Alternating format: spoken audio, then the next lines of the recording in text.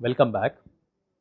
So having understood now phase diagram, the phase change processes, the PT diagram and the PV diagram, let us now try to understand importance of Gibbs phase rule because of involvement of various phases as far as water is considered. Let us also see a specific application region that we are going to concentrate from engineering perspective on water, and then I will introduce you to steam tables uh, which are required for specifying properties of water for given applications. So Gibbs phase rule. So this is the picture of famous scientist Gibbs from Yale University, USA. Uh, Life period was 1839 to 1903. He is known for his very important theoretical contributions to physics, chemistry and mathematics. Also, Gibbs phase rule is a very famous rule that is normally used to define properties for different phases together or independent phases. Gibbs phase rule is very famously given by this formulation: F is equal to C minus P plus 2, where F is nothing but degrees of freedom or number of intensive properties. So when I say degrees of freedom, it means that how many properties are there which I can vary, but I can still be in that same phase, I can still remain in the same phase. Also one can define it as how many number of intensive properties that are required to define a particular thermodynamic state of a thermodynamic system. C is number of components. As far as water is considered, we have got only one component, be it in solid phase, liquid phase, vapor phase, be it solid plus liquid, liquid plus vapor or solid plus vapor, as we know that it is a pure fluid and therefore our component as far as water is concerned, it is always equal to 1. And P is number of phases, where we can have single phase, 2 phase or 3 phases together depending on what region of the phase diagram we are focusing on. This is a very famous Gibbs phase rule, F is equal to C minus P plus 2. Let us try to apply this phase rule now using the phase diagram, using the PT diagram for example. So this is our famous PT diagram now, and I am sure now most of you had become conversant with this SLV region given in this Y, crooked Y on the PT diagram. Also this line, LV line, as you know, goes from TP to CP, triple point to critical point. Let us try to apply this Gibbs phase rule for different region, for single phase region, for 2 phase region and for the 3 phase point. The Gibbs phase rule is F is equal to C minus P plus 2 mathematically, as we give this as. Let us concentrate on this single phase region, which is S, L or V region. We can apply it to any of these regions, and all these 3 regions are nothing but single phase region. This is what is given by these blue dots over here. So for states in blue dot, which actually depict single phase in this PT diagram, let us apply this Gibbs phase rule. As I have already said, in this case C is equal to 1 because there is water everywhere, whether it is solid region, liquid phase or vaporized region in the phase diagram. And because I am dealing with single phase region, 100% solid, 100% liquid or 100% vapor, I am having P is equal to 1 in all these 3 cases.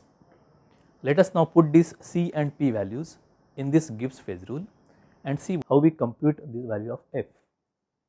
If I say F is equal to 1 minus 1 plus 2, I will get F is equal to 2. It means that for the single phase region, the degrees of freedom is equal to 2. It means that, for example, let us be in this region. If I vary this T here in this region, I can still be in single phase region, or I can vary pressure little bit and I could still be remaining in the single phase region.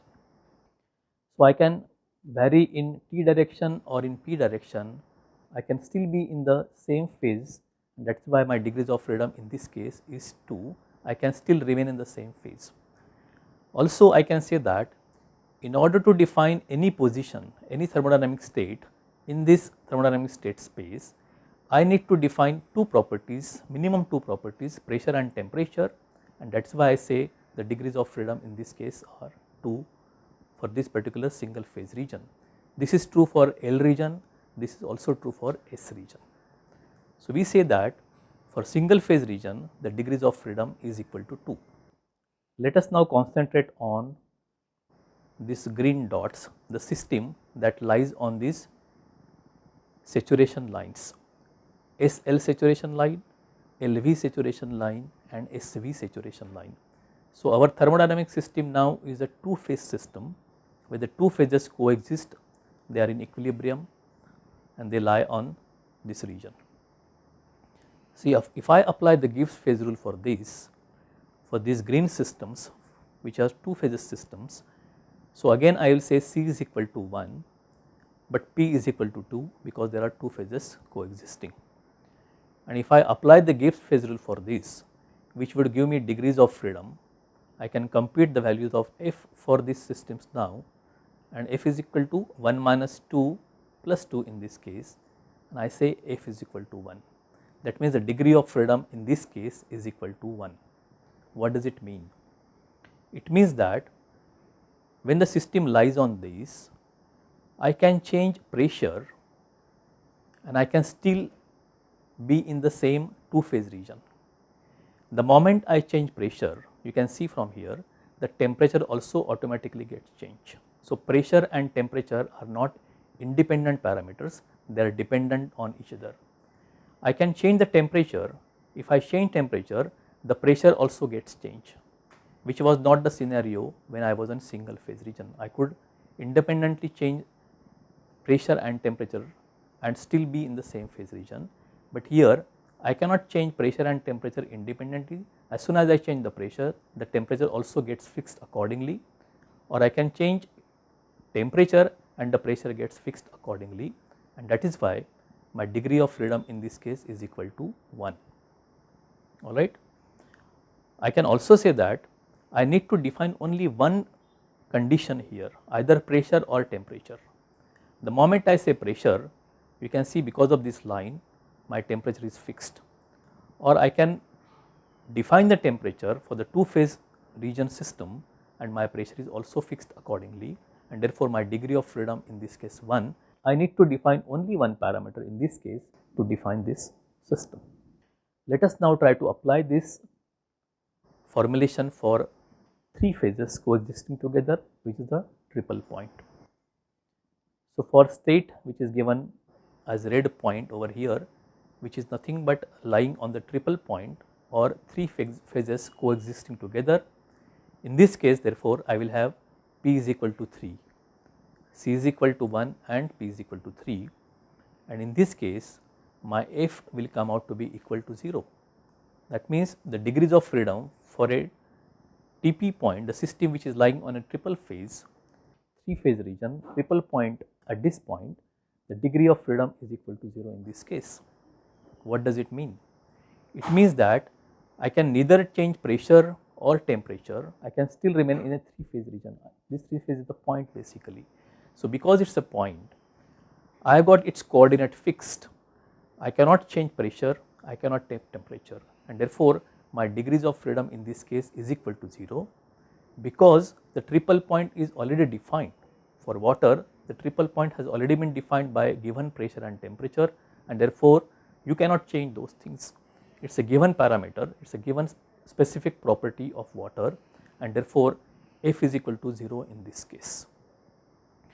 This is the way I need to define degrees of freedom or properties for a given system which may lie in a single phase region, two phase region or three phase point or it on the triple point. This is the application of Gibbs phase rule for water. Thank you very much.